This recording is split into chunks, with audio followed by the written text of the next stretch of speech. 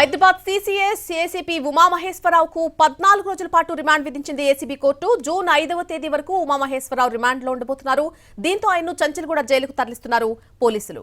ఉమామహేశ్వరరావు అవినీతి అక్రమాలు ఒక్కొక్కటిగా బయటపడుతున్నాయి. బంజారాహిల్స్ లోని ఏసీబీ ప్రధాన కార్యాలయంలో ఏసీపీ ఉమామహేశ్వరరావును ప్రశ్నించారు అధికారులు. ఇప్పటి వరకు స్వాధీనం చేసుకున్న డాక్యుమెంట్ల గురించి ఆరా తీస్తున్నారు.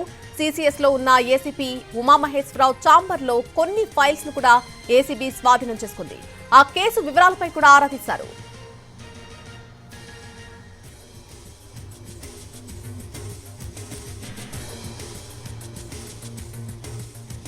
హైదరాబాద్ సీసీఎస్ ఏసీపీ ఉమామహేశ్వరరావుకు 14 రోజుల పాటు రిమాండ్ విధించింది ఏసీబీ కోర్టు.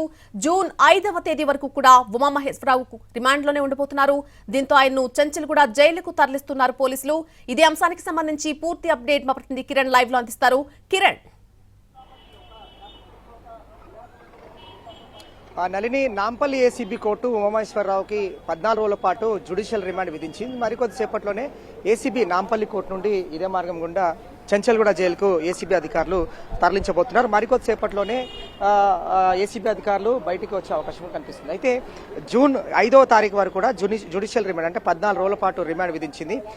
రేపు ఏసీబీ అధికారులు ఉమామహేశ్వరరావును కస్టడీ కోరుతూ రేపు నాంపల్లి కోర్టులో ఏసీబీ కోర్టులో పిటిషన్ ఫైల్ చేయబోతున్నారు, కస్టడీ పిటిషన్. అయితే 14 రోజుల పాటు రిమాండ్ ఉంటుంది కాబట్టి 14 రోజుల లోపే వీరు ఏసీబీ అధికారులు కూడా అతన్ని కస్టడీ కోరుతూ పిటిషన్ వేసిన తర్వాత కస్టడీకి అనుమతిస్తే నాంపల్లి ఏసీబీ కోర్టు అతన్ని ఆధీనంలో తీసుకొని విచారించే అవకాశం కూడా ఉంటుంది. అయితే ఉమామహేశ్వరరావుకు సంబంధించి పరిశీలిస్తే కస్టడీలో ఏసీబీ అధికారులకు సహకరించలేదు. అలాగే 2 బ్యాంకు లాకర్లకు సంబంధించి కూడా ఇప్పటి వరకు వివరాలు వెల్లడించలేదు. వారి కుటుంబ సభ్యులు న్యూజిలాండ్లో ఉన్నారు.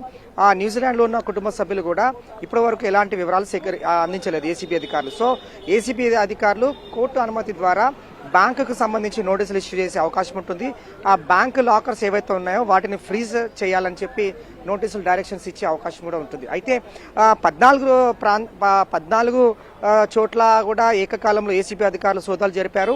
ఉమామహేశ్వరరావు 17 ప్రాంతాల్లో అక్రమంగా ఆస్తులను సంపాదించారనేది విలువైన ల్యాండ్ డాక్యుమెంట్స్ సీజ్ చేశారు. అలాగే వాటి విషయానికి వస్తే గట్కేసర్, అలాగే ఏపీ, ఆంధ్రప్రదేశ్, విశాఖపట్నం, చోడవరంతో పాటు ఇటు హైదరాబాద్, మల్కాజ్గిరి, అశోక్ నగర్, కుక్కడపల్లి, మియాపూర్ ఇలాంటి ప్రాంతాలలో కూడా చాలా విలువైన డాక్యుమెంట్స్, ల్యాండ్ డాక్యుమెంట్స్ కలిగి ఉన్నారు. కాబట్టి వాటిని ఉమామహేశ్వరరావు ఏ విధంగా అక్రమ ఆస్తులు కలిగి ఉన్నారు, అలాగే ఏ విధంగా ఇతర పేర్లు అంటే బినామీ పేర్ల మీద ఏ విధంగా అయితే అక్రమాస్తులు కూడగట్టడం అనేది ప్రస్తుతం ఏసీబీ అధికారులు కూడా సీజ్ చేశారు. అయితే దీంతో పాటుగా 3,50 లక్షల ప్రాపర్టీ ఓవరాల్ గా సీజ్ అయింది. ఇందులో 60 తులాల బంగారు, వెండి ఆభరణాలు ఉన్నాయి. అలాగే 34 లక్షల క్యాష్ ఉంది, అలాగే వెండి ఆభరణాలు ఉన్నాయి.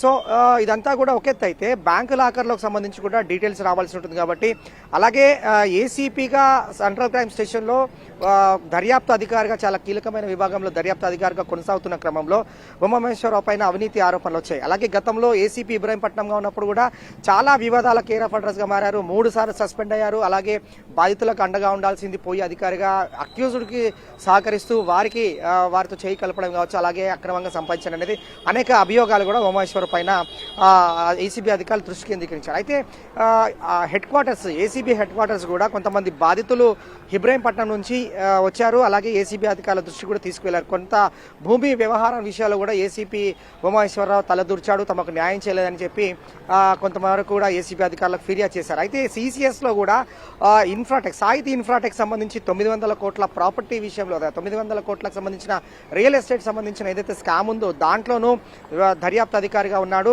అక్యూజ్డ్ సహకరించారనేది ప్రధాన అభియోగాలు.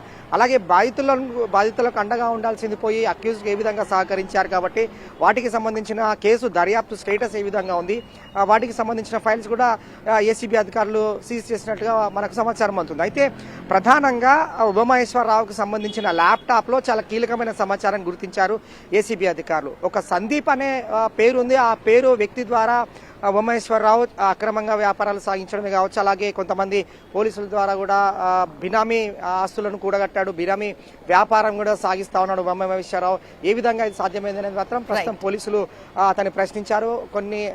కొంత మేరకు కూడా ఆధారాలు సేకరించినట్టు తెలుస్తుంది. అయితే ఉమామహేశ్వరరావు విచారించినప్పుడు మాత్రం ఏసీబీ అధికారులకు సహకరించకపోగా బ్యాంకు లాకర్లకు సంబంధించిన వివరాలు కూడా వెల్లడించలేదు కాబట్టి అతన్ని కస్టడీలోకి తీసుకొని విచారిస్తే మరింత సమాచారం తెలిసే అవకాశం కూడా ఉంటుంది. అయితే ఆ పెన్ డ్రైవ్ సంబంధించి ఏదైతే ల్యాప్టాప్లోనూ అలాగే కొంతమేర ఇన్ఫర్మేషన్ ఏదైతే ఉందో ఎవరి ద్వారా డబ్బులు పొందాము, అలాగే ఇంకా ఎంత మేరకు డబ్బులు రావాల్సి ఉంది, ఎంతవరకు ఎవరు ఇచ్చారనేది కూడా ఒక డేటా ఒక ఫోల్డర్ని కూడా ఏసీబీ అధికారులు గుర్తించారు కాబట్టి వాటికి సంబంధించి కూడా ఏసీబీ అధికారులు దర్యాప్తు చేస్తా ఉన్నారు, ప్రశ్నిస్తా ఉన్నారు. చూడాలి మరి మరికొద్దిసేపట్లోనే ఉమామహేశ్వరరావును చెంచల్గూడ జైలుకి 14 రోజుల రిమాండ్లో భాగంగా ఏసీబీ అధికారులు మరికొద్దిసేపట్లోనే తరలించబోతున్నారు. Right Kiran, right. Thanks for the live update.